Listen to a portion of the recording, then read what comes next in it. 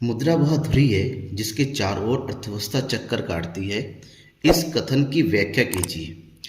इस प्रश्न का उत्तर मैं आज इस वीडियो में आपको बताऊंगा। आप देख रहे हैं बोर्ड एग्जाम स्पेशल सीरीज। मैं हूं नकुल सर और यह है the economics Guru, Hindi medium students का बेस्ट चैनल।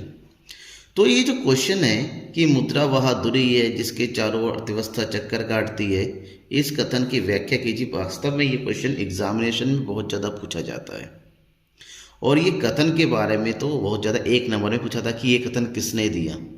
तो पहली बात तो मैं बता दूं कि इस कथन को देने वाले थे प्रोफेसर मार्शल।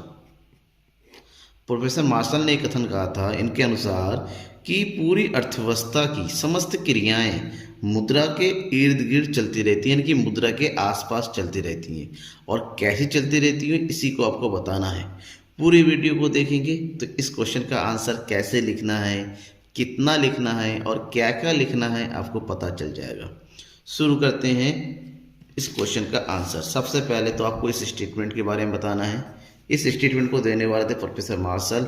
मुद्रा वह धुरी है जिसके चारों ओर अर्थव्यवस्था चक्कर काटती है। और लिखने का सिलसिला कुछ इस तरह से बढ़ाते हैं, आप इसको डिक्टो कर सकते हैं, इसका स्क्रीनशॉट लेके रख सकते हैं। फिलहाल मैं आपको एक्सप्लेन करता चलता हूँ। यह कथन मुद्रा के आर्थिक महत्व को बताता है। मतलब अर्थव्यवस्था की धुरी के बारे में, अर्थव्यवस्था क्या है? आर्थिक क्रियाओं का समूह, जहाँ पर समस्त आर्थिक क्रियाएं संचालित होती हैं उसे अर्थव्यवस्था कहते हैं, इकोनॉमी कहते हैं। और किसी भी इकोनॉमी की जो आर्थिक महत्व को बताता है। वर्तमान युग में जीवन के प्रत्येक क्षेत्र में मुद्रा का महत्वपूर्ण स्थान है। हम सबको पता है आधुनिक युग में मुद्रा के बिना हम कुछ भी नहीं सोच सकते। हर चीज़ में मुद्रा की दखलंदाजी है। मुद्रा से ही आर्थिक क्रियाओं का संपन्न होता है। अर्थव्यवस्था की प्रत्येक आर्थिक क्रियाएं जैसे उपभोग, उत्पादन, विनिमय, वितरण, राजस्व में मुद्रा सबसे महत्वपूर्ण भूमिका निभाता है। आर्थिक क्रियाओं का मतलब ही मुद्रा होता है। मुद्रा के द्वारा ही समस्त प्रकार की आर्थिक क्रियाएं संपन्न की जाती हैं।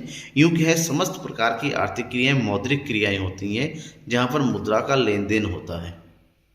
अगर हम उस कथन को और भी अधिक विस्तार से जानना चाहते हैं तो इसके लिए बहुत सारे पॉइंट्स है जहाँ पर हमें अर्थव्यवस्था की आर्थिक क्रियाओं को बताना है। हमें पता है जो आर्थिक क्रियाएं मुख्य रूप से कौन कौन होती हैं, निवेश, उपभोग, उत्पादन। और तो हमें इतना एक्सप्लेन करना है कि इन क्षेत्रों में किस प्रकार से मुद्रा का महत्व है। तो हम जो है निम्नलिखित बिंदुओं के माध्यम से मुद्रा के महत्व को समझेंगे, जिसमें सबसे पहले है उत्पादन के क्षेत्र में मुद्रा का महत्व।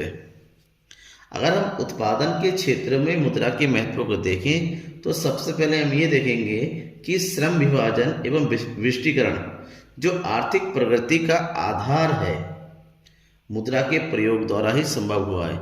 हम श्रम विभाजन करेंगे, कौन मैनेजर बनेगा, कौन सुपरवाइजर बनेगा, कौन मजदूर है, तो उसको कितनी सैलरी मिलनी है, उसको कितना क्या वेतन दिया जाना है, ये मुद्रा के द्वारा संपन्न हो पाया है। और मुद्रा के द्वारा ही हम उसके पोस्ट को क्लासिफाइड करते हैं, किसके ऊपर कितना कार्य का भार रहेगा, किसके ऊपर कितनी जिम्मेदारी होगी, ये मुद्रा के द्वारा तय किया जाता है। पूंजी को गतिशीलता मुद्रा है और मुद्रा के आधार पर ही पूंजी को गतिशीलता मिलती है। पूंजी को निवेश के रूप में जो है लगाया जा सकता है। ठीक है। मुद्रा की सबसे सरल रूप होने के कारण कोई भी वस्तु को हम मुद्रा में जब चाहे परिवर्तित कर सकते हैं, जिससे इकोनॉमी बहुत तेज गति से आगे बढ़ती है। पूंजी निर्माण का आधार हमारे पास मुद्रा के रूप में आय करते हैं, कुछ भाग व्यय कर देते हैं और कुछ भाग हम बचत करके रखते हैं और बचत के माध्यम से बाद में उसका निवेश करते हैं। और यही निवेश जो है किसी भी राष्ट्र की पूंजी निर्माण का आधार बनती है। विनिमय का माध्यम मुद्रा के द्वारा ही कच्चे मालों का किराया कर सकते हैं उत्पादन कार्यों के लिए। मुद्रा के द्वारा जो अंतिम वस्तु जो उत्पादन किया जाता है उसको बेच सकते हैं और उत्पादन साधनों को जुटाने में सहायक होती है। मुद्रा के माध्यम से ही उत्पादन के लिए जितनी भी वस्तुओं की आवश्यकता पड़ती है, जितनी भी साधनों की आवश्यकता पड़ती है, जुटा सकता है। यानी कि मुद्रा के बिना हम उत्पादन क्षेत्र की कल्पना ही नहीं कर सकते आज के युग में। यूँ कहें पुराने समय तो मुद्रा नहीं तब भी उत्पादन होता था, उस समय की बात अलग थी, तब ज़रूरतें कम थी। ठीक है ना। उत्पादन क्रियाएं इतनी ज़्यादा बृहद रूप में नहीं होती थी, आज की तरह इतनी जटिलताएं नहीं थी। लेकिन आज के संदर्भ में हम बात करें, अगर मुद्रा को समाज से हटा दिया जाए तो कहीं ना कहीं हमारी अर्थव्यवस्था जो है ठप पड़ सकती है। नेक्स्ट, अर्थव्यवस्था का दूसरा महत्वपूर्ण क्षेत्र उपभोग। उपभोग के क्षेत्र में मुद्रा का क्या महत्व है। सबसे पहली बात तो है उपभोग किया जाता है उपभोक्ताओं के द्वारा, और उपभोक्ता तभी उपभोग कर सकता है जब उसके पास उस वस्तु का उपभोग के लिए क्या है, पर्याप्त मुद्रा राशि होगी।